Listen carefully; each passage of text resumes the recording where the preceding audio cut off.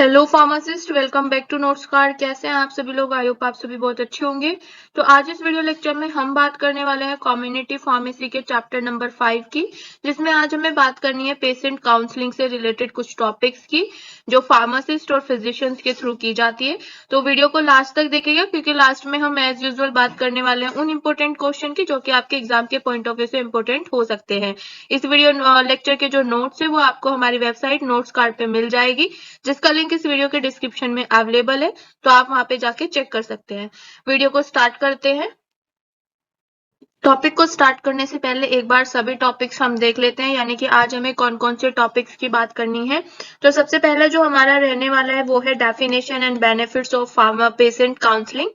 Second हमारा है stage of patient counselling, जिसमें हमने इंट्रोडक्शन की बात करनी है, काउंसलिंग कंटेंट की बात करनी है, काउंसलिंग प्रोसेस की बात करनी है और क्लोजिंग द काउंसलिंग सेशन की बात करनी है। थर्ड इसमें है barrier of effective counselling. Next topic हमारे पास आता है patient counselling point for chronic disease disorder, जैसे कि hypertension, diabetes, asthma, tuberculosis, chronic obstructive pulmonary disease and AIDS. Next हम बात करेंगे पेशेंट पैकेज इंसर्ट, जिसमें हमें बात करनी है डेफिनेशन, इंपोर्टेंस एंड बेनिफिट्स।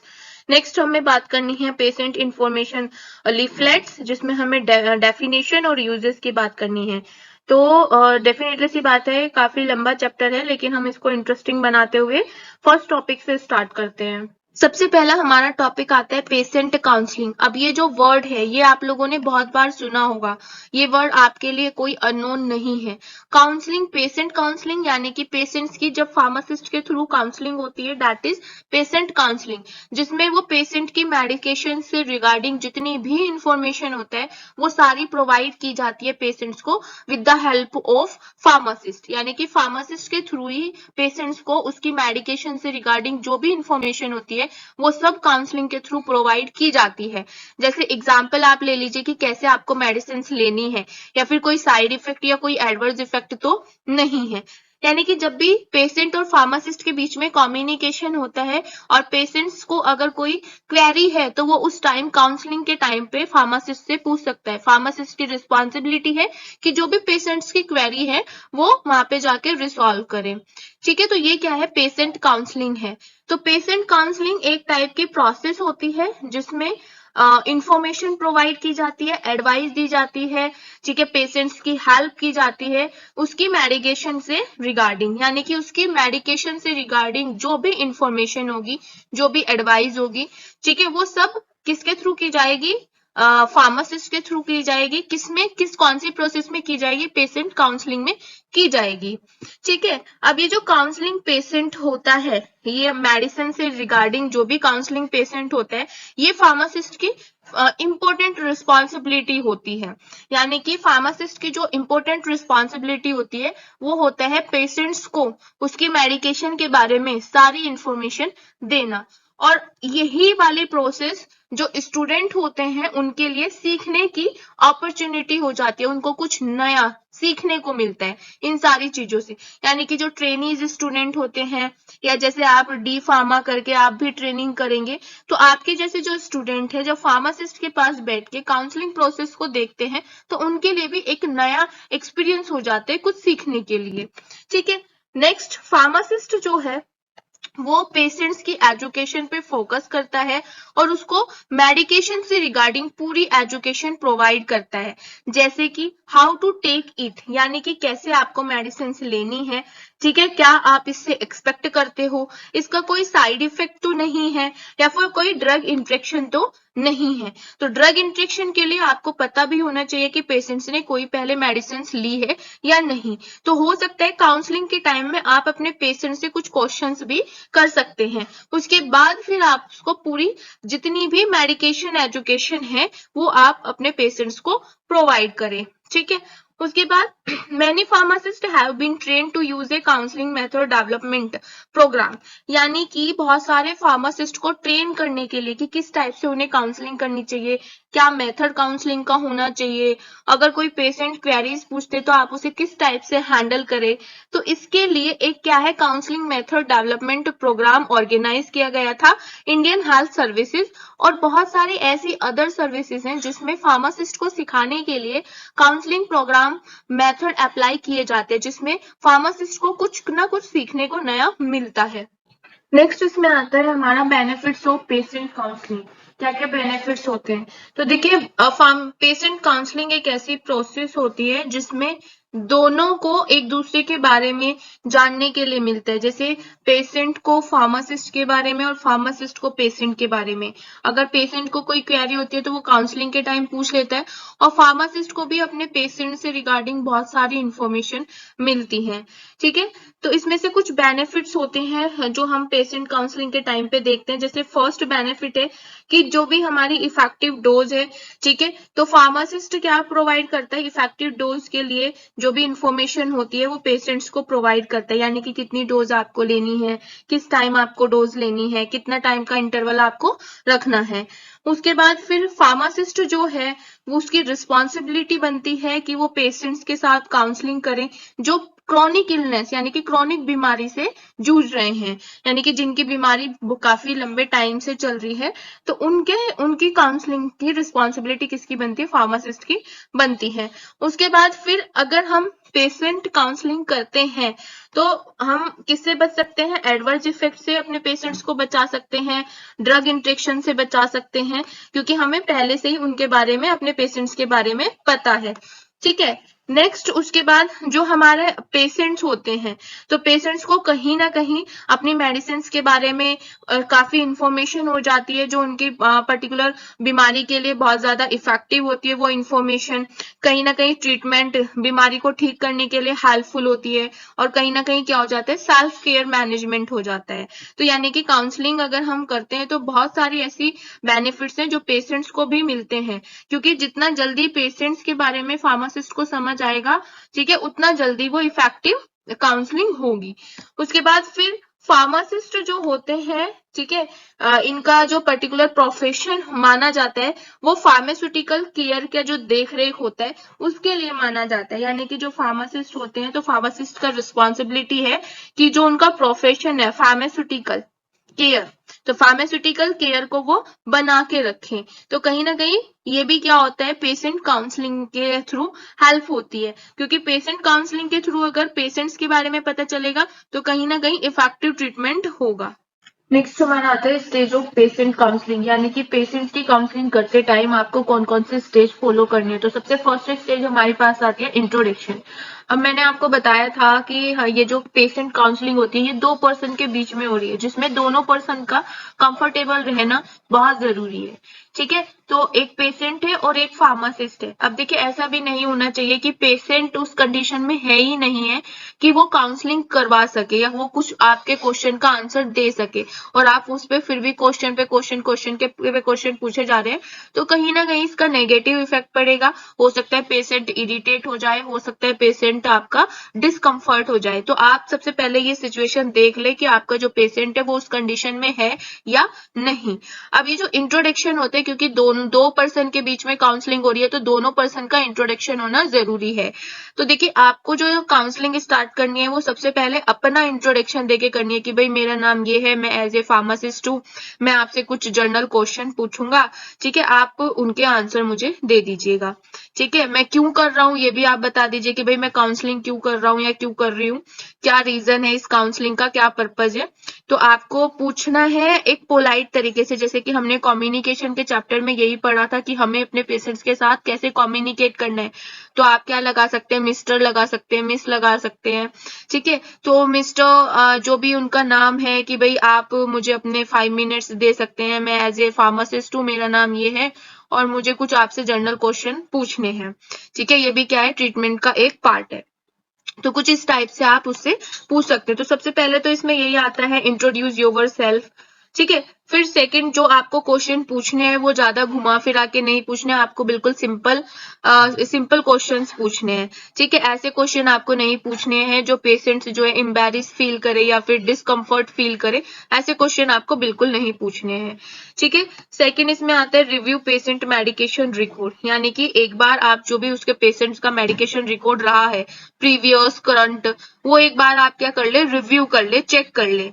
ठीक है। उसके बाद फिर explain the purpose and importance of the counselling, यानी कि आप काउंसलिंग क्यों कर रहे हैं, क्या पर्पज है, क्या इम्पोर्टेंस है, वो एक बार बता दे कि भाई मैं आपसे इसलिए काउंसलिंग कर रहा हूँ, आपका ट्रीटमेंट को मेरे को थोड़ा समझ में बेनिफिट्स होगा, ये जो भी चीजें है वो आप एक बार एक्सप्लेन कर दें।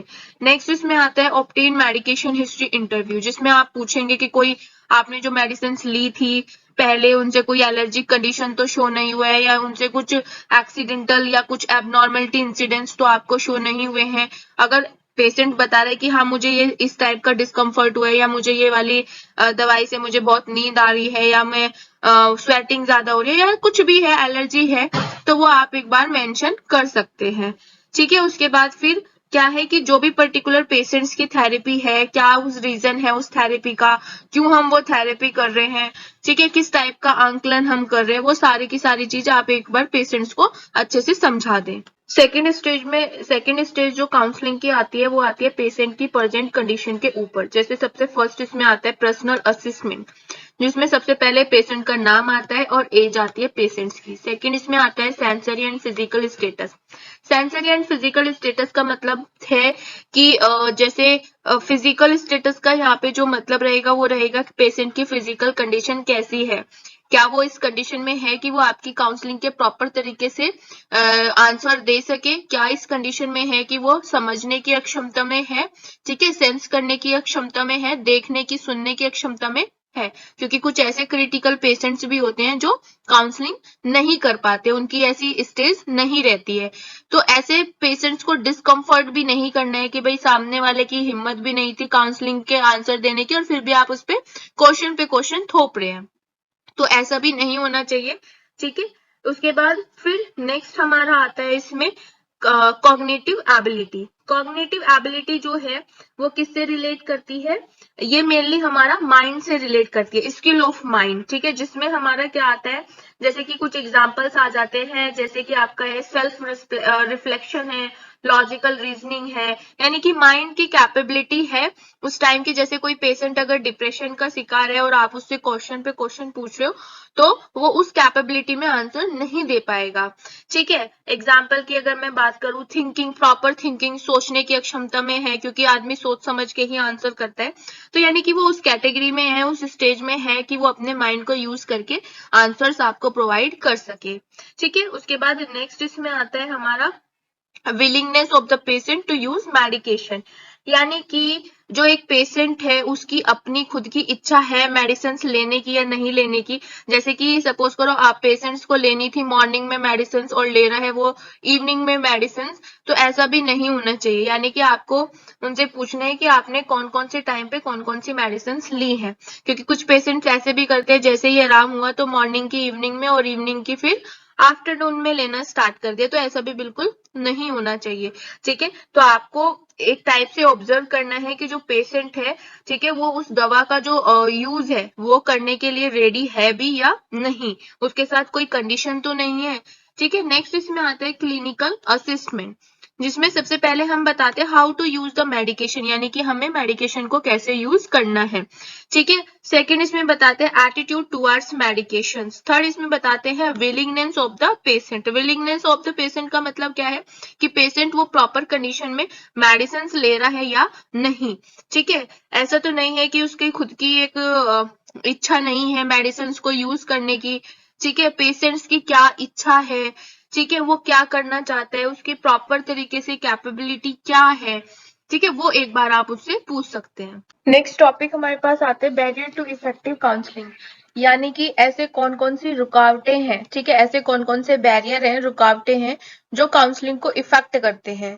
ठीक है। उनके टाइप्स के बारे में बात करनी है और हमें बात करनी है कि कैसे हम उन बैरियर्स को, यानी कि कौन कौन से स्ट्रैटेजी से हम उन बैरियर्स को ओवरकम कर सकते हैं।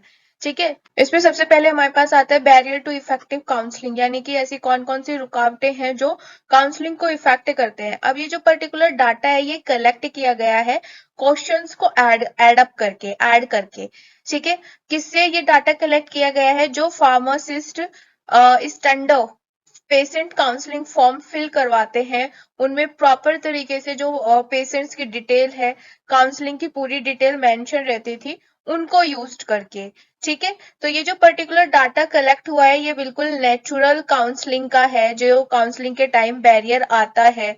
ठीक है, ये सारे के सारा वहां से कलेक्ट किया गया है। अब टाइप्स की अगर मैं बात करूं तो देखिए, अगर कम्युनिटी फार्मेसी का मतलब आप जानते होंगे, जो मेडिकल स्टोर आपके मार्केट में या फिर चौराहे पे या फिर आपके गांव में गली में ये खुले रहते हैं।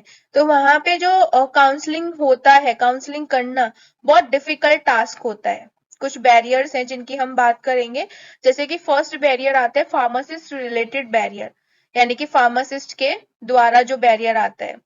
अब मेनली होता क्या है, जो कम्युनिटी फार्मासिस्ट होते हैं तो उनका क्या है कि मुझे अपना बिजनेस चलाना है, अब मेरे पास इतने सारे पेशेंट्स हैं, मैं किस किस की काउंसलिंग करूंगा। तो अगर कुछ इस टाइप से फार्मासिस्ट सोच रहे हैं तो डेफिनेटली सी बात है बैरियर कोज होगा। सेकंड इसमें आता है पेशेंट रिलेटेड बैरियर, जिसमें पेशेंट सुनने के लिए तैयार नहीं है और बताने के लिए तैयार नहीं है, एक प्रॉपर तरीके से काउंसलिंग करनी ही नहीं है, बस उनको दवाई चाहिए और उसके बाद तुम अपने घर और मैं अपने घर, ये वाला जो उसमें होता है। थर्ड इसमें होता है सिस्टम रिलेटेड बैरियर।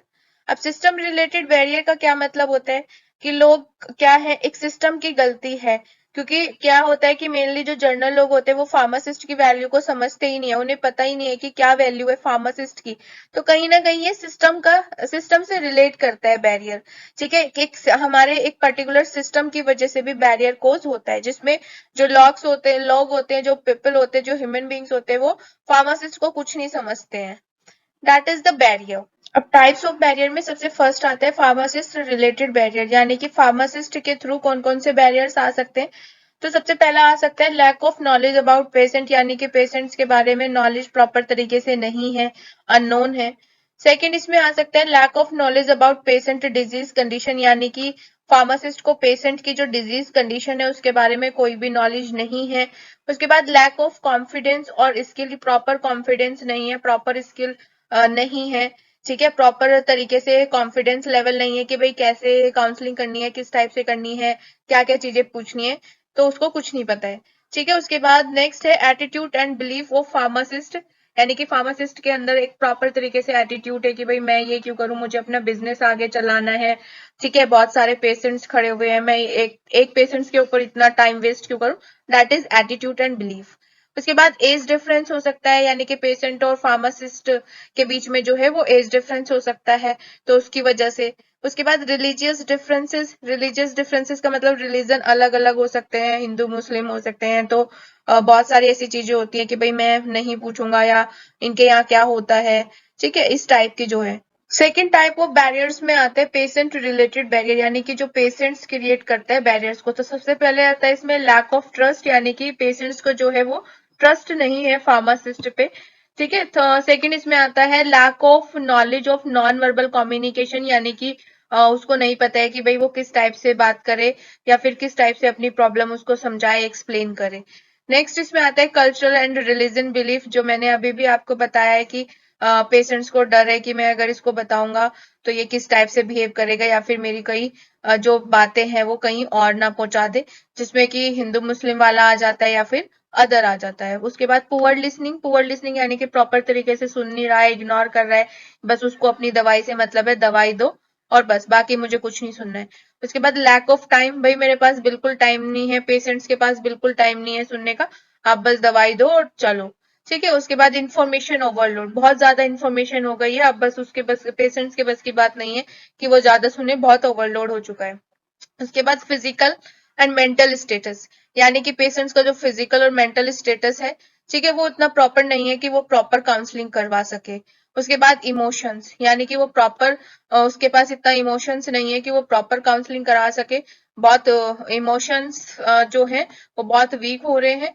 ठीक है, कुछ टेंशन है या कुछ अदर कंडीशंस है या फिर बीमारी से रिलेटेड उसको लग रहा है कि भाई कब होगी मेरी बीमारी, ठीक है, या कोई अदर इमोशन है जिसकी वजह से वो कोई भी अदर बात या कोई भी अदर काउंसलिंग नहीं सुनना चाह रहा है, बस उसको दवाई चाहिए और उसके बाद वो अपना घर जाए।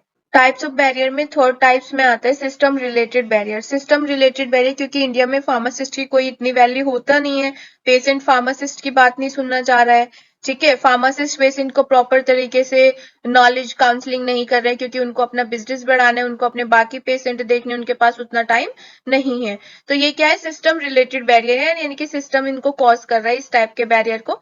तो सबसे फर्स्ट इसमें आता है lack of pharmacist in pharmacy, यानी कि जो फार्मेसी है उसमें फार्मासिस्ट कम है, जिसकी वजह से, और पेशेंट्स अगर ज्यादा है तो डेफिनेटली सी बात है कि वो सारे स्टेप्स को बाईपास करेगा, उसके बाद प्रिस्क्रिप्शन आता है, मेडिसिन से देता है और पेशेंट्स चला जाए, ठीक है, ये होता है। सेकंड इसमें है लैक ऑफ टाइम, भाई टाइम नहीं है बताने का, बहुत सारे पेशेंट्स है, मुझे सारे पेशेंट्स देखने, मेरे पास इतना टाइम नहीं है, मैं क्यों बताऊं, ठीक है, आपको जो दवाई लेनी है वो आप मुझे बता दीजिए, मैं वो दे दूंगा। तो कुछ इस टाइप का होता है। उसके बाद pharmacist not having access to the patient full medication history, यानी कि जो फार्मासिस्ट होता है उसके पास जो पेशेंट्स का मेडिकेशन हिस्ट्री होता है वो उसके पास नहीं होता है, जिसकी वजह से उसको काउंसलिंग कैसे करनी है ये नहीं पता है।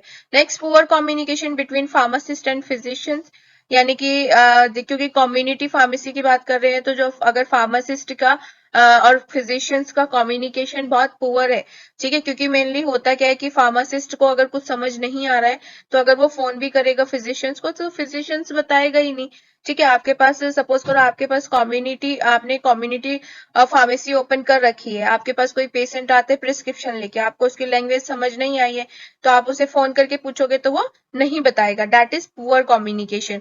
तो फिजिशियन और फार्मासिस्ट के बीच में अगर पुअर कम्युनिकेशन है तब भी बैरियर कॉज हो सकता है। नेक्स्ट हमारे पास आता है strategies to overcome the barrier, यानी कि ऐसी कौन कौन सी स्ट्रेटेजीज हैं जो हम अप्लाई कर सकते हैं बैरियर्स को कम करने के लिए, रोकने के लिए, ठीक है। तो सबसे फर्स्ट इसमें आता है बॉडी लैंग्वेज, ठीक है, बॉडी लैंग्वेज आपने कम्युनिकेशन में भी पढ़ा था कि सबसे पहले आपकी बॉडी लैंग्वेज सही होनी चाहिए, ठीक है। ऐसा नहीं है कि आप उसको अनकंफर्ट फील करा रहे हैं, जैसे कि आपके बीच में प्रॉपर स्पेस होना चाहिए, ठीक है, ऐसा नहीं है कि आप बार बार उसको टच कर रहे हैं, तो बॉडी लैंग्वेज आपका प्रॉपर होना चाहिए। सेकंड इसमें है मोटिवेट द रिसीवर, रिसीवर को आप क्या करें, मोटिवेट करें।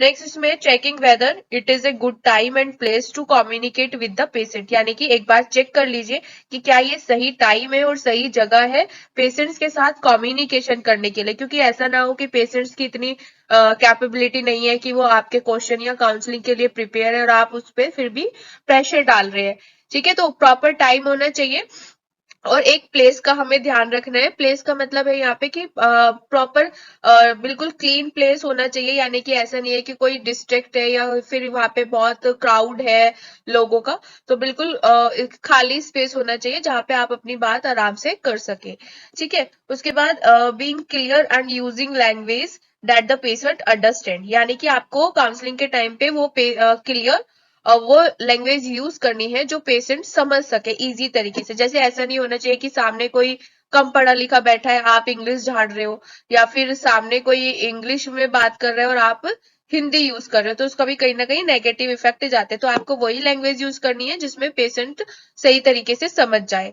उसके बाद communicating one thing at A time, यानी कि एक टाइम पे आपको एक ही चीज के बारे में कम्युनिकेट करना है, ऐसा नहीं है कि फटाफट से आप क्या कर रहे हैं उसको सारी चीजों को सिर्फ एक क्या कर रहे हैं कि सिर्फ हमें खाना पूर्ति करनी है कि भाई हमने सारी बात अपनी साइड से बता दी, चाहे उसको समझ आई है या नहीं आई, वो हमारी हेडिंग नहीं है। तो यानी कि आपको एक टाइम पे एक ही चीज के बारे में बात करना है। उसके बाद checking that the patient has understood your correctly, यानी कि एक बार उनसे पूछ ले कि जो जो मैंने आपको बताया आप समझ गए हैं, अगर आपको कुछ पूछना है तो आप पूछ सकते हैं। तो अगर पेशेंट्स को ऐसा लगता है तो वो डेफिनेटली अगर उसकी कोई क्वेरी होती है तो वो आपसे पूछ सकता है।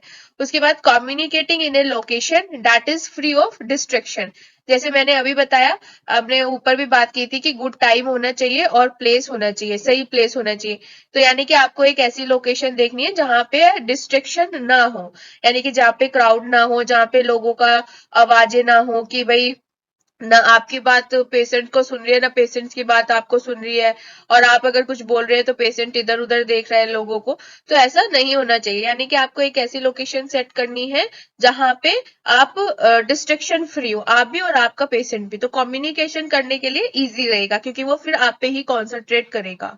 नेक्स्ट टॉपिक हमारे पास आता है patient counselling point for chronic disease disorder like hypertension, diabetes, asthma, tuberculosis, chronic obstructive pulmonary disease and AIDS। इस टॉपिक में हमें बात करनी है कि जब किसी पेशेंट को कोई क्रॉनिक डिजीज डिसऑर्डर हो जाता है तो उस टाइम पे हमें पेशेंट की काउंसलिंग के पॉइंट्स क्या क्या रहने वाले हैं और किस टाइप से हम पेशेंट की काउंसलिंग करते हैं। ठीक है, तो इसमें कुछ आपके सिलेबस में क्रॉनिक डिजीज है, जैसे कि हाइपरटेंशन है, अस्थमा है, एड्स है, डायबिटीज मेलाइटिस है। तो उन कंडीशंस में हमें किस टाइप से पेशेंट की काउंसलिंग करने है उसके बारे में हम बात करने वाले हैं।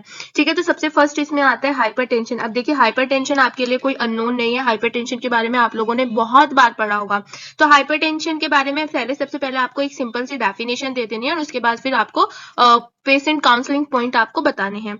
तो मैंने भी यहाँ पे यही जनरल डेफिनेशन दी है, आप भी अपने अकॉर्डिंग से आप अपने लैंग्वेज में भी यूज कर सकते हैं, ऐसा नहीं है कि आपको यही लिखना कंपलसरी है। तो इसमें क्या है कि डेफिनेटली सी बात है, क्लिनिकल कंडीशन है हाइपरटेंशन, जिसमें हमारा जो ब्लड प्रेशर हो जाता है वो हाई हो जाता है एज कंपेयर टू नॉर्मल।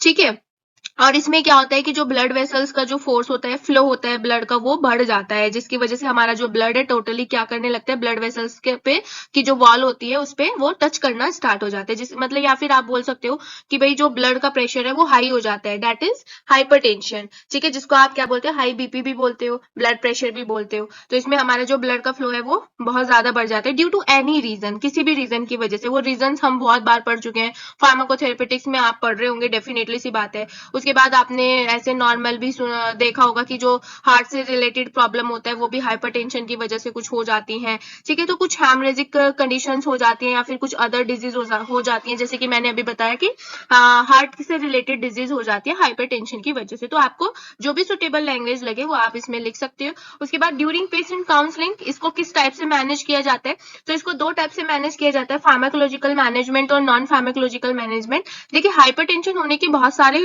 बहुत सारे कारण हैं। ठीक है, किसी भी रीजन की वजह से हो सकते हैं, जैसे कि हार्ट का प्रॉपर वर्क ना करना उसकी वजह से हो सकता है। उसके बाद यूरिन किडनी की वजह से हो सकता है। उसके बाद एंजाइम की वजह से हो सकता है, एस जो एंजाइम है जिसमें एंजियोटेंसिन फर्स्ट सेकंड में कन्वर्ट। तो यानी कि बहुत सारे कारण हैं, तो हम इसको कैसे मैनेज करें। तो दो टाइप से हम मैनेज कर सकते हैं, फार्माकोलॉजिकल एंड नॉन फार्माकोलॉजिकल, जो हमें पेशेंट को काउंसलिंग के टाइम पे समझाना भी है। आपको फार्माकोलॉजिकल भी समझाना है और आपको नॉन फार्माकोलॉजिकल भी समझाना है। अब आपने फार्माकोथेरेपेटिक्स में भी पढ़ा होगा कि फार्माकोलॉजिकल जो मैनेजमेंट करते हैं वो हम पेशेंट को मेडिसिन दे के करते हैं। अब जब आप किसी पेशेंट को कोई मेडिसिन दे रहे हैं तो आपकी रिस्पॉन्सिबिलिटी है कि आप सारी चीजें उसके बारे में बताएं, कैसे लेनी है, किस डोज में लेनी है, कब लेनी है, इसका कोई इफेक्ट साइड इफेक्ट होगा नहीं होगा, एडवर्स इफेक्ट होगा नहीं होगा। यानी कि आपको जितनी भी नॉलेज है उस मेडिसिन के बारे में वो सब आप पेशेंट्स को बताना आपका काम है। नॉन फार्माकोलॉजिकल मैनेजमेंट में आप क्या करोगे, जो इसमें हम पेशेंट का लाइफ स्टाइल चेंज करने की कोशिश करते हैं, जैसे एक्सरसाइज प्रॉपर करना, योगा प्रॉपर करना। ठीक है, सुबह सुबह घूमने जाना। उसके बाद अगर अल्कोहल यूज करते तो बिल्कुल उसका अल्कोहल का यूज करना बंद कर देना, स्मोकिंग का यूज करना बंद कर देना, और प्रॉपर न्यूट्रिशन लेना, डाइटिशियन लेना। ये सारी चीजें नॉन फार्माकोलॉजिकल मैनेजमेंट में आती है। तो यहाँ पे आप फार्माकोलॉजिकल मैनेजमेंट में कुछ मेडिसिन के नाम लिख सकते हैं, जैसे कि थायराइड्स हो गया, एंटी हाइपरटेंसिव है, कैल्शियम चैनल ब्लॉकर हो गया, उसके बाद एस इनहिबिटर हो गया। तो कुछ मेडिसिन के नाम आप मेंशन कर सकते हैं, यहाँ पे मैंने नहीं किए हैं लेकिन आप मेंशन कर लीजिएगा खुद से, जितनी भी हाइपरटेंसिव मेडिसिन है, एंटी हाइपरटेंसिव। ठीक है, नॉन फार्माकोलॉजिकल मैनेजमेंट में हम क्या करेंगे, उसके लाइफ स्टाइल को चेंज करेंगे, जैसे अल्कोहल यूज नहीं करना है, स्मोकिंग आपको यूज नहीं करना है। उसके बाद आपको प्रॉपर एक्सरसाइज करना है, प्रॉपर आपको योगा करना है। ठीक है, उसके बाद आपको प्रॉपर न्यूट्रिशन लेना है। ठीक है, तो इस टाइप से हम क्या करेंगे, उसकी काउंसलिंग करेंगे। Diabetes mellitus. ठीक है, तो डायबिटीज मेलाइटस क्या होता है, you know very well. Diabetes mellitus एक टाइप का मेटाबॉलिक डिसऑर्डर है। ठीक है, जो हाइपरग्लाइसेमिया यानी कि जब हमारा ग्लूकोज का जो लेवल है वो ज्यादा हो जाता है, इंसुलिन की एबनॉर्मलिटी की वजह से होता है। ये सारी चीजें आपको पता है। ठीक है, एक बार जर्नल पढ़ लेते हैं। तो डायबिटीज मेलाइटस जो है एक टाइप का मेटाबॉलिक डिसऑर्डर है, जिसका जो कॉमन फीचर वो रहता है वो क्या रहता है, हाइपरग्लाइसेमिया, यानी कि जब ग्लूकोज का जो लेवल है वो ज्यादा हाई हो जाता है। ठीक है, है। डायबिटीज मेलाइटस में हाइपर जो ग्लाइसेमिया यानी कि हाइपरग्लाइसेमिया में जो डायबिटीज का रिजल्ट होता है वो इंसुलिन के डिफेक्ट होने की वजह से होता है, यानी कि जब इंसुलिन का सिक्रीशन वो प्रॉपर तरीके से नहीं हो पाता। ठीक है, तो दोनों ही रीजन रहते हैं, यानी कि इंसुलिन का एबनॉर्मेलिटी और हाइपरग्लाइसेमिया यानी कि ग्लूकोज का लेवल भी हाई हो जाना, ये दोनों ही क्या रहते हैं, रीजन रहते हैं डायबिटीज मेलाइटस के। अब क्योंकि ये क्रॉनिक हो सकते हैं, तो जो क्रॉनिक क्रॉनिक का मतलब आप समझते होंगे जो बहुत लंबे टाइम से चल रहा है। ठीक है, तो ये जो क्रॉनिक हाइपरग्लाइसेमिया होता है ये बहुत सारे मेटाबॉलिक पाथवे को रेगुलेट होने से रोकता है। ठीक है, जिसकी वजह से बहुत सारे जो हमारे ऑर्गन्स हैं वो डैमेज होना स्टार्ट हो जाते हैं, जैसे कि किडनी हो गया, किडनी पे इफेक्ट डालेगा, आइज पे इफेक्ट डालेगा, नर्व्स पे इफेक्ट डालेगा, ब्लड वेसल्स पे इफेक्ट डालेगा। तो इस कंडीशन में हमें किस टाइप से हमें क्या करना है, काउंसलिंग करनी है पेशेंट की, वो हम देखते हैं, यानी कि हम कैसे काउंसलिंग पेशेंट की काउंसलिंग करेंगे और किस टाइप से इसको मैनेज करेंगे। तो काउंसलिंग दो टाइप से होगी, पहला होगा फार्माकोलॉजिकल मैनेजमेंट और सेकंड होगा non pharmacological management for diabetes treatment. ठीक है, तो फार्माकोलॉजिकल मैनेजमेंट में हम लोग कुछ मेडिसिन के नाम यहाँ पे मेंशन कर सकते हैं। आप भी अपने जो भी आपको डायबिटीज, एंटी डायबिटीज जो भी मेडिसिन आपको याद है आप यहाँ पे लिख सकते हैं, जैसे कि बाइफेसिक इंसुलिन हो गया। सेकंड इसमें आता है टेनिलिग्लिपटिन, एल्बीग्लुटाइड, मेटफॉर्मिन, वोगलीबॉस और ब्रोमोक्रिप्टिन। तो आपको जरूरी नहीं है कि यही मेडिसिन लिखनी है, आप अपने जो भी आपको याद है आप वो मेडिसिन लिखते हैं। नॉन फार्माकोलॉजिकल मैनेजमेंट में एक तो सबसे पहले तो हमें अपनी डाइट प्लान का बहुत ध्यान रखना होगा, क्योंकि डायबिटीज की कंडीशन में हमारा जो शुगर लेवल होता है उसको मेंटेन रखना बहुत बड़ा मेजर टास्क होता है। तो आपको प्रॉपर डाइट का अपना ध्यान रखना है। उसके बाद avoid the any type of injury, जैसे कि आप डायबिटीज में आई का जो ऑपरेशन होता है वो नहीं करवा सकते, तो आपको कोई भी इंजरी कोई भी अगर इंजरी होती है तो आपको अवॉइड करना है, इंजरी से मतलब बचना है आपको। ठीक है, उसके बाद more hunger and thrust it is common condition, यानी कि भूख लगना, प्यास लगना ये कॉमन कंडीशन है, तो आपको कुछ ना कुछ अवेलेबल रखना है अपना खाने पीने का जो भी आपका सामान है। ठीक है, उसके बाद फिर एक्सरसाइज और योगा पे रेगुलर आपको ध्यान रखना है, क्योंकि ये क्या करता है, मेटाबॉलिज्म में हेल्प करता है, मेटाबॉलिज्म की जो प्रोसेस होती है उसमें हेल्प करता है और कहीं ना कहीं हमारी बॉडी में ग्लूकोज के लेवल को मेंटेन रखता है, जो बहुत जरूरी है डायबिटीज में। उसके बाद आपको क्या करना है, अवॉइड करना है स्ट्रेस को और डिप्रेशन को, क्योंकि डेफिनेटली सी बात है स्ट्रेस और डिप्रेशन तो हर बीमारी में आपको अवॉइड रखना है, क्योंकि ये हमारी बॉडी को अंदर से खोखला कर देते हैं। ठीक है, और आपको ऐसी जगह पे जाना है जहाँ पे आपको हैप्पी फील होता है, आप बहुत शांत फील करते हैं, हैप्पी फील करते हैं, आपको ऐसी ऐसी जगह पे विजिट करना है। ठीक है, जहाँ पे आप खुश हो। तो ये कुछ नॉन फार्माकोलॉजिकल मैनेजमेंट थे। तो हमें क्या करना है, काउंसलिंग के टाइम पे वो पेशेंट्स को सारी चीजें हमें बताना है। ठीक है, कि आपको क्या करना है क्या नहीं करना है, अगर उसकी फिर भी कोई क्वेरी होती है तो आप उसको भी सॉल्व करेंगे।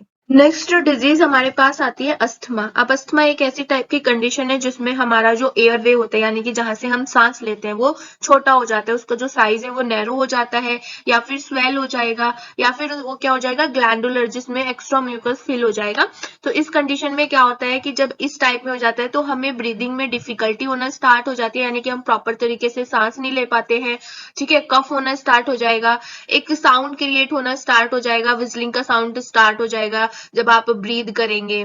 ठीक है, उसके बाद शॉर्टनेस ऑफ ब्रीद हो जाएगी, यानी कि बहुत रुक रुक के आपको breathe out and breathe in होगा। तो ये जो सारे सिम्टम्स हैं ये किसके हैं, अस्थमा की कंडीशंस में होते हैं। तो अस्थमा वाली कंडीशन में हमें कैसे पेशेंट के काउंसलिंग करके कैसे मैनेज करना है, तो दो तरीके हैं, फार्माकोलॉजिकल मैनेजमेंट और non pharmacological management. Pharmacological management में हम पेशेंट को सॉल्बिटामोल दे सकते हैं, यानी कि जो भी एंटी अस्थमेटिक ड्रग है वो हम फार्माकोलॉजिकल मैनेजमेंट में लिख सकते हैं। ठीक है, सॉल्मेट्रोल दे सकते हैं, आइप्रोट्रोपियम दे सकते हैं, ग्लाइकोपाइरोलेट ब्रोमाइड दे सकते हैं, इसको कॉम्बिनेशन भी दे सकते हैं, जैसे कि एल्ब्यूटेरोल और आइप्रोट्रोपियम को कंबाइन कैपेसिटी में भी दे सकते हैं। नॉन फार्माकोलॉजिकल मैनेजमेंट में सबसे पहले तो हमें वो एलर्जेंस जो हमें एलर्जिक कंडीशन के लिए रिस्पॉन्सिबल होते हैं उनको अवॉइड करना है टोटली, क्योंकि उसमें क्या होता है, कफ होता है।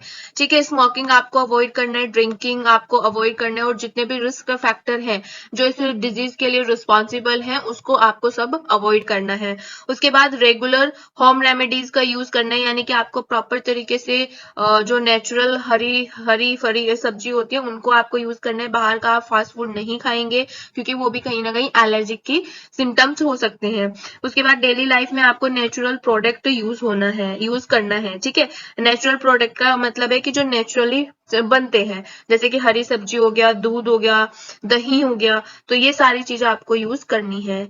ठीक है, उसके बाद इसमें आता है follow doing the regular yoga exercise to increase the lungs capacity और हेल्थ, यानी कि आपको प्रॉपर योगा करना है, एक्सरसाइज करना है, जिसकी वजह से आपकी जो लंग्स की ब्रीदिंग वाली कैपेसिटी है वो इंक्रीज हो और आपको ज्यादा दिक्कत ना हो। उसके बाद सम टाइम आप डाइट प्लान यूज कर सकते हैं, अगर आपको रिक्वायर्ड है तो आप किसी भी डाइटिशियन से डाइट प्लान बनवा सकते हैं, उसको फॉलो कर सकते हैं।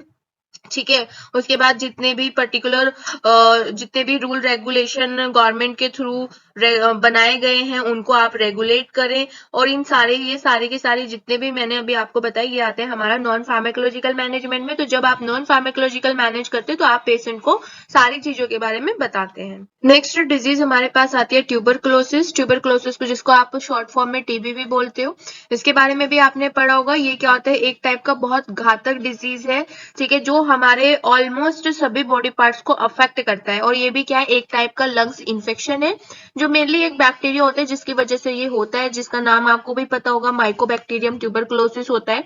उस बैक्टीरिया की वजह से ये होता है। ठीक है, तो इस कंडीशन में, इस पर्टिकुलर डिजीज में हमें कैसे पेशेंट की काउंसलिंग करनी है और कैसे उसको मैनेज करना है, तो सेम रहेगा फार्माकोलॉजिकल मैनेजमेंट में हम उसको एंटी ट्यूबरक्लोसिस मेडिसिन देंगे। तो आप कोई भी एंटी ट्यूबरक्लोसिस मेडिसिन के नेम ऐड कर सकते हैं, जैसे कि हमारा है रिफेम्पिसिन, पायराजिनामाइड, आइसोनियाजिड, स्ट्रेप्टोमाइसिन, इथेम्ब्यूटोल, ठीक है, सॉल्बिटामोल, ठीक है, और सेलमिट्रोल। ठीक है, तो आप इनके नाम लिख सकते हैं, आपको जो भी मेडिसिन नाम है याद है वो आप इसमें लिख सकते हैं। नॉन फार्माकोलॉजिकल मैनेजमेंट में आपको सबसे पहले वही क्योंकि ये भी, इसमें भी क्या होता है, बहुत ज्यादा कफ, इसका जो पर्टिकुलर सिम्टम रहता है वो कफ है, तो सबसे पहले तो हमें वो एलर्जी जो प्रोडक्ट है उनको अवॉइड करना है जो एलर्जी कंडीशन के लिए रिस्पॉन्सिबल है। सेकंड, इसमें स्मोकिंग ड्रिंकिंग बिल्कुल भी नहीं करना है, क्योंकि ये क्या होता है, रिस्क फैक्टर होता है और ये रिस्पॉन्सिबल होते हैं इस पर्टिकुलर डिजीज के लिए। उसके बाद आपको रेगुलर होम रेमेडीज का यूज करना है, नेचुरल प्रोडक्ट का आपको डेली यूज करना है।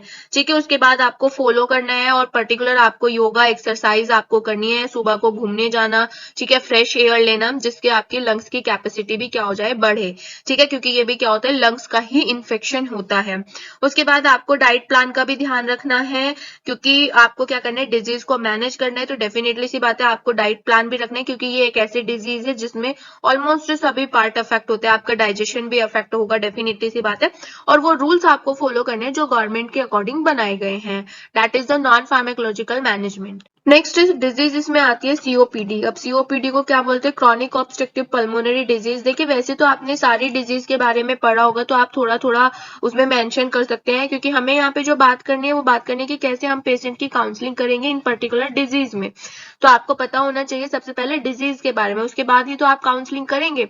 तो सीओपीडी को हम बोलते हैं क्रॉनिक ऑब्स्ट्रक्टिव पल्मोनरी डिजीज। अब नाम में क्रॉनिक है तो डेफिनेटली सी बात है, ये जो पर्टिकुलर इन्फेक्शन होगा ये काफी लंबे टाइम से चल रहा है। तो इसमें क्या होता है कि आप क्रॉनिक अस्थमा, यानी कि जब अस्थमा ठीक नहीं होता है, लंग्स में इन्फेक्शन हो जाता है, ब्रीदिंग नहीं होती है, तो ये भी क्या है, उसका एक पार्ट है, क्रॉनिक है। ठीक है, इस कंडीशन में क्या होता है, जो हमारा एयर फ्लो है वो रुक जाता है, जिसकी वजह से आपको ब्रीदिंग में डिफिकल्टी होगी, आपको प्रॉपर तरीके से सांस नहीं आएगी। ठीक है, कभी कभी क्या हो जाता है, वॉमिट हो जाती है ब्लड के साथ। तो यानी कि इसके जो कॉज और सिम्टम्स है वो भी क्या है, अस्थमा से ही हमारे रिलेट करते हैं। ठीक है, तो या फिर मैं बोल सकती हूँ कि जब बहुत लॉन्ग टाइम तक जो अस्थमा चलता है, ठीक है, और उस कंडीशन को हम किस में कन्वर्ट कर दें, सीओपीडी में कन्वर्ट दें। ये जो पर्टिकुलर सीओपीडी है ये एक प्रोग्रेसिव डिजीज है, अगर आप इसको ठीक न, अगर मतलब आप इसका ट्रीटमेंट नहीं कराओगे तो ये बढ़ती जाएगी। दूसरी बात, हम इसको ठीक नहीं कर सकते, लेकिन डेफिनेटली सी बात है हम इसको कंट्रोल कर सकते हैं with the help of pharmacological management and non pharmacological management. ठीक है, तो ये क्या है, एक टाइप का क्लिनिकल मैनिफेस्टेशन है जो कंटिन्यू मॉर्बिडिटी और मॉर्टेलिटी ग्लोबली दोनों को इंक्रीज कर रहा है, बढ़ा रहा है। मॉर्टेलिटी मतलब जो हमारी मृत्यु दर होती है उसको कंटिन्यू ये बढ़ा रहा है। ठीक है, इसमें ये क्या है, जैसे मैंने बता ही दिया कि प्रोग्रेसिव है, अगर आप इसको ट्रीटमेंट नहीं कराएंगे तो डेफिनेटली सी बात है ये बढ़ता जाएगा। इसमें मेनली होता है क्या है कि जो हमारा एयर फ्लो होता है, एयर को इनहेल करना, एक्सहेल करना, तो वो रुक जाता है, ऑब्स्ट्रक्ट हो जाता है। ठीक है, ड्यू टू एनी रीजन, चाहे आपका एयरवे स्वेल है, नैरो है, म्यूकस फिल हुआ है, तो उस कंडीशन को हम क्या बोलते हैं, क्रॉनिक ऑब्स्ट्रक्टिव पल्मोनरी डिजीज बोलते हैं।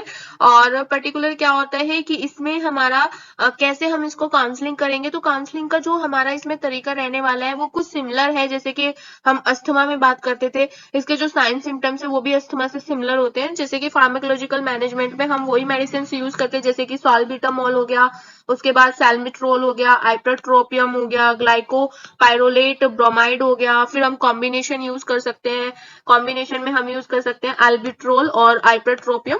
तो यानी कि हमारा जो ट्रीटमेंट का तरीका रहेगा वो सिमिलर रहेगा। नॉन फार्माकोलॉजिकल मैनेजमेंट भी हमारा सेम ही रहेगा, क्योंकि ये जो पर्टिकुलर डिजीज होती है ये अस्थमा का क्रॉनिक पार्ट है। ठीक है, तो जैसे कि आपको एलर्जिक कंडीशंस से बचने के लिए एलर्जेंस को अवॉइड करना है, स्मोकिंग को अवॉइड करना है, टोटली ड्रिंकिंग को आपको टोटली अवॉइड करना है, और जितने भी रिस्क फैक्टर हैं उन सबको आपको अवॉइड करना है। उसके बाद रेगुलर आपको होम रेमेडीज और नेचुरल प्रोडक्ट यूज करना है। उसके बाद फॉलो करना है और रेगुलर आपको योगा एक्सरसाइज करनी है जिससे आपकी लंग्स की कैपेसिटी बढ़े। उसके बाद डाइट प्लान्स अगर रिक्वायरमेंट है तो आपको डाइट प्लान लेनी है प्रॉपर तरीके से, बाहर का आपको जंक फूड नहीं खाना है। उसके बाद जो भी रूल रेगुलेशन गवर्नमेंट के अकॉर्डिंग बनाए गए हैं उनको आपको रेगुलेट करना है। नेक्स्ट और लास्ट डिजीज हमारे पास आती है एड्स। अब एड्स डेफिनेटली सी बात है कम्युनिकेबल डिजीज है, तो इसमें जो हमें ध्यान रखना है, पेशेंट्स को अपना ध्यान रखना है, वो डेफिनेटली सी बात है ज्यादा ध्यान रखना है, क्योंकि ये क्या है, कम्युनिकेबल डिजीज है। इसमें जो केयरिंग होगा वो बहुत ज्यादा डिफरेंट होगा, इसमें जो ध्यान रखने वाली बातें होंगी वो भी बहुत अलग होंगी। तो जो एड्स होता है डेफिनेटली सी बात है ये वायरस की वजह से होता है, ह्यूमन डेफिशिएंसी वायरस की वजह से होता है। ये किसके लिए रिस्पॉन्सिबल होता है, एड्स के लिए रिस्पॉन्सिबल होता है। ठीक है, जिसको एक्वायर्ड इम्यूनो डेफिशिएंसी सिंड्रोम बोला जाता है, आप इसको कहीं पे नोट डाउन कर सकते हैं। अब ये जो पर्टिकुलर वायरस होता है ये क्या करता है, इम्यूनो सिस्टम की जो सेल्स है उसको डिस्ट्रॉय करते रहते हैं कंटिन्यू, यानी कि ये भी क्या है, प्रोग्रेसिव डिजीज है, जिसकी वजह से जो बॉडी की एबिलिटी होती है फाइट करने की, ठीक है, अगेंस्ट मतलब किसी भी पर्टिकुलर प्रेजेंट डिजीज की या फिर आने वाली डिजीज की, ठीक है, या फिर फॉरेन पार्टिकल्स की, तो ये जो एबिलिटी होती है फाइट करने की बॉडी की वो खत्म हो जाती है, डिस्ट्रॉय हो जाती है। तो इस कंडीशन में हमें कैसे पेशेंट की काउंसलिंग करनी है, तो फार्माकोलॉजिकल नॉन फार्माकोलॉजिकल हमारे पास दो ऑप्शन रहेंगे, और क्योंकि इसमें सावधानी बहुत बरतनी है तो आपको पेशेंट्स को बताना पड़ेगा, क्योंकि बहुत सारे ऐसे पेशेंट्स होते हैं जो इन चीजों के लिए अवेयर नहीं होते हैं।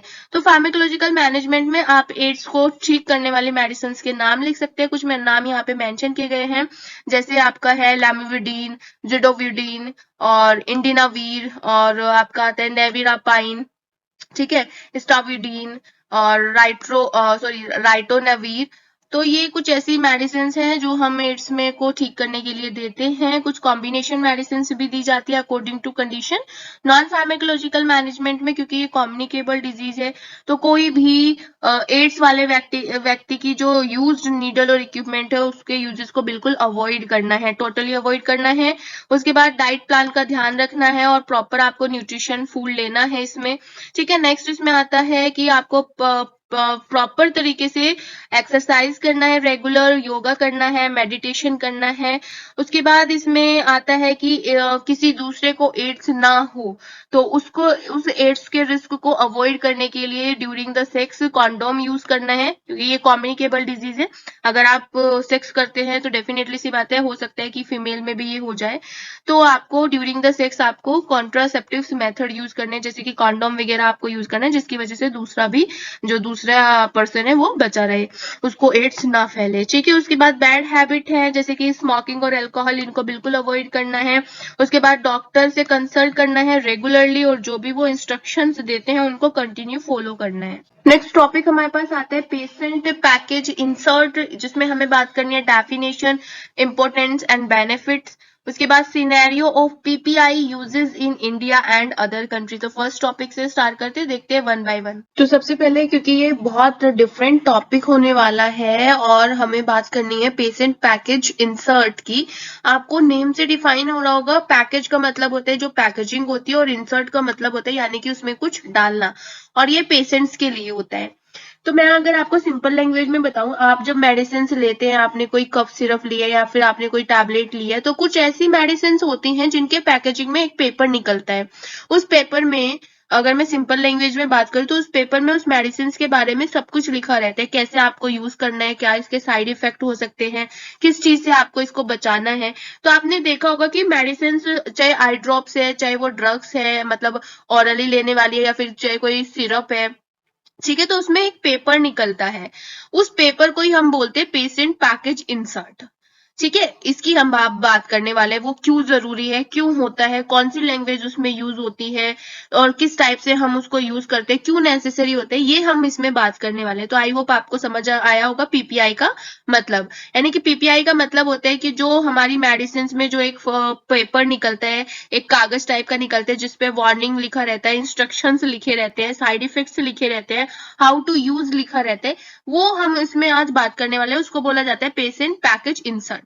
ठीक है, तो ये जो पर्टिकुलर कॉन्सेप्ट है आपका पेशेंट ओरिएंटेड पैकेज इंसर्ट, ये ऑलरेडी हमारा प्रैक्टिस में है यूनाइटेड स्टेट में। ये अराउंड 1968 से चल रहा है ये पर्टिकुलर जो कॉन्सेप्ट है, जिसको हम बोलते हैं पेशेंट पैकेज इंसर्ट। और यही जो कॉन्सेप्ट है ये यूरोपियन यूनियन में चल रहा है, ठीक है, जिसको हम बोलते हैं पेशेंट इंफॉर्मेशन लीफलेट्स।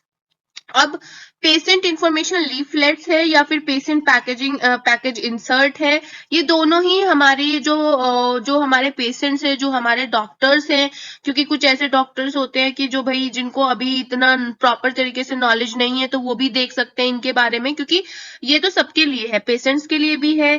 ये सारी चीजें वार्निंग्स हो गई, इंस्ट्रक्शंस हो गई, हाउ टू यूज हो गया, और ये डॉक्टर्स के लिए भी है। तो ये जो दोनों प्रैक्टिस है ये यूनाइटेड स्टेट में भी चल रही थी प्रैक्टिस पैकेज इंसर्ट के नाम से, और यूरोपियन यूनियन में भी चल रही थी पेशेंट इंफॉर्मेशन लीफलेट्स के नाम से। ठीक है, अब ये जो पर्टिकुलर डॉक्यूमेंट्स, ये जो डॉक्यूमेंट्स है, कि डॉक्यूमेंट्स क्यों बोले, क्योंकि ये क्या है, होता है कि आपका जो पैकेजिंग होती है मेडिसिन की, उसमें पेपर के रूप में डला रहता है, ठीक है, इंसर्ट रहता है। तो ये क्या है, एक डॉक्यूमेंट्स है जिसमें जो हमारा रिटर्न में होता है, नॉन टेक्निकल मैनर में होता है। ठीक है, इसमें सारी की सारी स्पेसिफिक जितनी भी ड्रग्स से रिलेटेड इंफॉर्मेशन है वो सब इसमें मेंशन होती है, जैसे आपको कैसे इसको यूज करना है और कैसे ये वर्क करेगी। ठीक है, उसके बाद it also contain information regarding any possible safety concern और precaution necessary when taking the drug. यानी कि उसमें ये भी लिखा रहता है कि जब आप इसको यूज करते हैं और जब आप इसको लेते हैं तो आपको कौन कौन से नेसेसरी प्रिकॉशन आपको यूज करने हैं, ठीक है, कौन कौन सी आपको सेफ्टी इसमें रखनी है। तो ये सारी इंफॉर्मेशन इसमें रहती है। उसके बाद फिर इसमें आता है ए पेशेंट पैकेज इंसर्ट और medication guide is a documents provided along with a prescription medication to provide additional information about the drug. यानी कि ड्रग के ये तो मैंने आपको बता ही दिया है कि इसमें कैसे आपको यूज करनी है, किस टाइप से ये वर्क करेगी, क्या क्या प्रिकॉशन आपको इसमें रखने हैं। इसके अलावा भी जो भी मेडिसिन के बारे में जितनी भी डिटेल्स होगी, चाहे वो प्रिस्क्रिप्शन से रिलेटेड है या फिर कोई भी एडिशनल इंफॉर्मेशन, वो सब उसमें रहेगी। किसमें रहेगी, पेशेंट पैकेज इंसर्ट में रहेगी। जो भी मेडिकेशन से रिलेटेड गाइडलाइंस है या जो भी है वो सारा उसमें रहेगा। तो आप जो डॉक्टर्स होते हैं वो भी इसका यूज करते हैं और जो पेशेंट्स होते हैं तो वो भी इसका यूज कर लेते हैं। उसके बाद ये जो पर्टिकुलर इंफॉर्मेशन है जो पेशेंट्स को प्रोवाइड की जाती है, ये इनका जो पर्टिकुलर पर्पज होता है वो यही होता है कि जो थेरेपेटिक आउटकम है वो बहुत अच्छा निकले, इम्प्रूव निकले। ठीक है, अगर कोई कंप्लायंस है वो भी इससे इम्प्रूव हो। उसके बाद पेशेंट की ज्यादा से ज्यादा हेल्प हो, और अगर कोई पोटेंशियल एरर होता है तो वो भी कहीं ना कहीं अवॉइड हो। ठीक है, उसके बाद मेडिकेशन का मिसयूज होना भी इसमें क्या होगा, अवॉइड होगा। यानी कि कोई भी मिसयूज नहीं कर सकता है मेडिकेशन की, क्योंकि उसमें सारे के सारे इंस्ट्रक्शंस लिखे रहते हैं। तो पेशेंट पैकेज इंसर्ट पीपीआई नाम से तो पता नहीं, ऐसा लग रहा था कि पता नहीं भाई क्या होगा, लेकिन ये वही चीज है जो हम नॉर्मल लाइफ में भी देखते हैं। नेक्स्ट इसमें हमें बात करनी है इंपोर्टेंस एंड बेनिफिट, यानी कि क्या क्या इंपोर्टेंस और क्या क्या बेनिफिट्स रहने वाले हैं। तो देखिए, ये जो हमारा पीपीआई होता है ये बहुत सारे एरर को होने से हमारा बचाता है। क्योंकि सपोज कीजिए आप कोई ऐसी मेडिसिन है जो आप ओवर द काउंटर लेके आ रहे हैं, तो कोई भी, या फिर कम्युनिटी फार्मेसी से लेके आ रहे हैं, तो कोई भी आपको प्रॉपर तरीके से नहीं बताएगा कि आपको क्या यूज करना है, कैसे यूज करना है। या फिर हो सकता है कि फार्मासिस्ट को वो चीज ध्यान नहीं रही है, वो प्रॉपर तरीके से नहीं बता पाया है।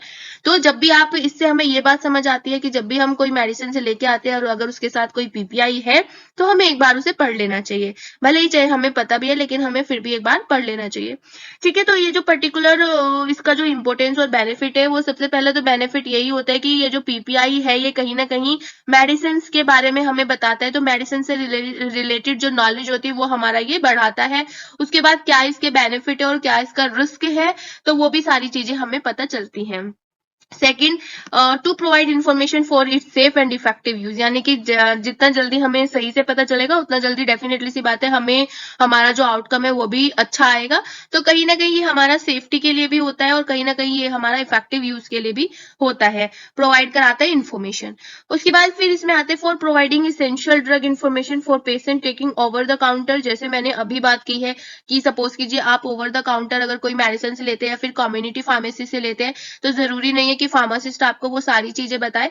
तो कहीं ना कहीं ये क्या करते हैं, ड्रग से रिलेटेड जो भी इसेंशियल इन्फॉर्मेशन है वो हमें प्रोवाइड कराता है। इसीलिए जब भी आगे से आप कोई मेडिसिन लेते हैं और अगर उसमें कोई पीपीआई है तो आप एक बार उसको जरूर पढ़ें। उसके बाद फिर इसमें जो पीपीआई होता है वो कहीं ना कहीं पेशेंट्स की अवेयरनेस को इंक्रीज करता है, मेडिकेशन से रिलेटेड जो भी इश्यूज होते हैं उनको सॉल्व करता है। उसके बाद बताता है कि कैसे ये सेफ है, कैसे आपको इसको करेक्टली यूज करना है मेडिकेशन को। तो ये कहीं ना कहीं जो हमारा ट्रीटमेंट प्लान होता है उसमें हमारा ये हेल्प करता है। नेक्स्ट हमारा आता है पीपीआई इंसर्ट में सिनेरियो क्या है इंडिया में। ठीक है, इंडिया और अदर कंट्री में हमें बात करें, सिनेरियो का मतलब है यानी कि किस टाइप से ये चलता है, किस टाइप से ये फॉलो होता है, ये सारी हमें बात करनी है। इंडिया और अदर कंट्री से हमें कंपेयर करना है। ठीक है, तो जो हमारा ये जो पर्टिकुलर पीपीआई है ये प्राइमरी सोर्स है ड्रग इन्फॉर्मेशन के लिए, ये आपको समझ में आ भी गया होगा। क्योंकि जो फार्मासिस्ट होते हैं, जो डॉक्टर होते हैं, वो तो सेकेंडरी सोर्स है, लेकिन सबसे फर्स्ट प्राइमरी सोर्स जो रहता है वो हमारा पीआई है, यानी कि या फिर आप इसको पीपीआई भी बोल सकते हो। ठीक है, सेकेंड इसमें आता है it is printed leaflet that contain information based on regulatory guidelines for the safe and effective use of a drug। यानी कि ऐसा नहीं है कि आपको जो मर्जी आई आपने अपने अकॉर्डिंग इसमें फिल कर दिया और कुछ भी आपने इसमें मेंशन कर दिया, ऐसा बिल्कुल भी नहीं होगा। ये जो पर्टिकुलर लीफलेट प्रिंट होता है इसमें सारी इंफॉर्मेशन रहती है ड्रग से रिलेटेड और on the basis of regulatory guidelines, यानी कि जो भी अभी हम नीचे बात करने वाले हैं कि क्या क्या गाइडलाइंस इसमें होती हैं। ठीक है, तो रेगुलेटरी गाइडलाइंस के अकॉर्डिंग ये बेस्ड होती है और इसमें जो भी इंफॉर्मेशन होती है वो ड्रग के सेफ्टी और इफेक्टिव यूज के बारे में होती है। ठीक है, नेक्स्ट इसको जो बोला जाता है it is also known as prescription drug label और या फिर प्रिस्क्राइबिंग इंफॉर्मेशन, इसको ये भी बोला जाता है। नेक्स्ट, जो एक गुड अच्छा पीआई होता है उसके पास अप्रूव्ड होना चाहिए, इसेंशियल होना चाहिए, इंफॉर्मेशन बिल्कुल एक्यूरेट होना चाहिए ड्रग के बारे में, यानी कि ड्रग प्रॉपर तरीके से अप्रूव होना चाहिए, प्रॉपर इसेंशियल जो भी उसके बारे में इंफॉर्मेशन है वो सारी मेंशन होनी चाहिए और एक्यूरेट इंफॉर्मेशन होनी चाहिए। उसके बाद इसमें जो पर्टिकुलर हमारी लैंग्वेज है तो लैंग्वेज इसमें नॉर्मल इंग्लिश रहनी चाहिए। ऐसा नहीं कि आप कोई भी प्रमोशनल इसमें डाल दे रहे हो, लैंग्वेज फॉल्स नहीं होनी चाहिए, गलत नहीं होनी चाहिए और मिसलीडिंग बिल्कुल भी नहीं होनी चाहिए। ठीक है, नेक्स्ट इन इंडिया, अब इंडिया की बात आई है, the regulatory authority is ministry of health and family welfare, government of India.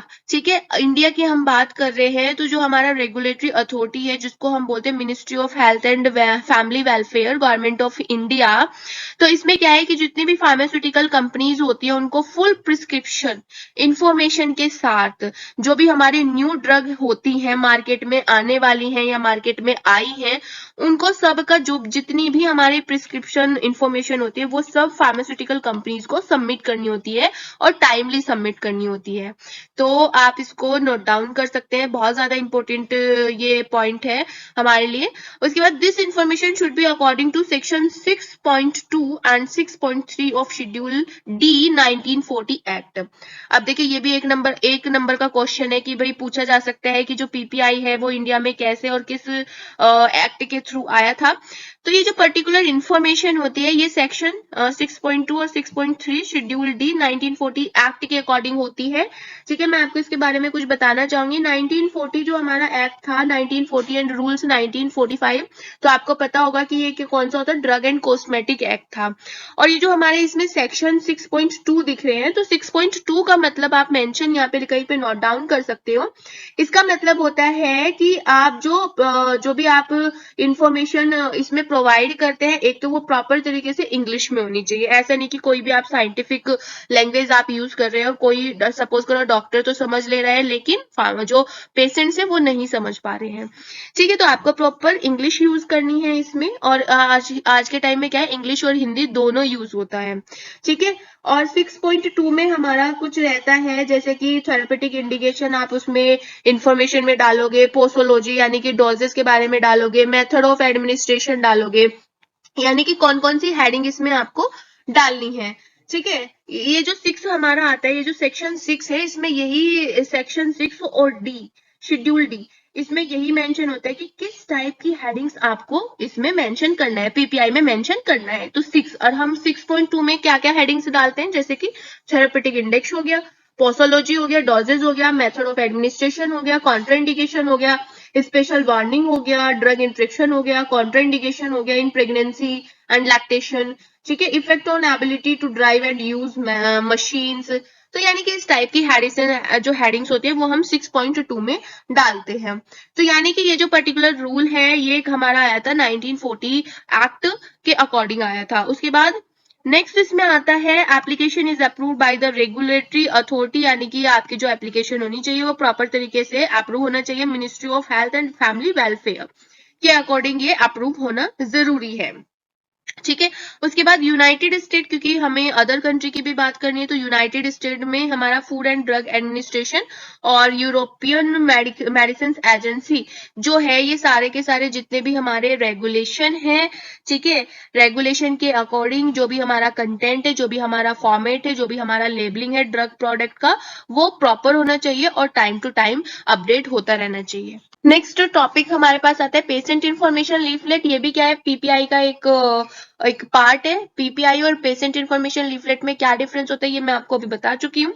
तो पेशेंट इन्फॉर्मेशन लीफलेट एक टेक्निकल डॉक्यूमेंट है जिसमें मेडिसिन के पैकेज से लेके और मेडिसिन की सारी इन्फॉर्मेशन रिटर्न में रहती है। ठीक है, एवरी यूजर्स के लिए।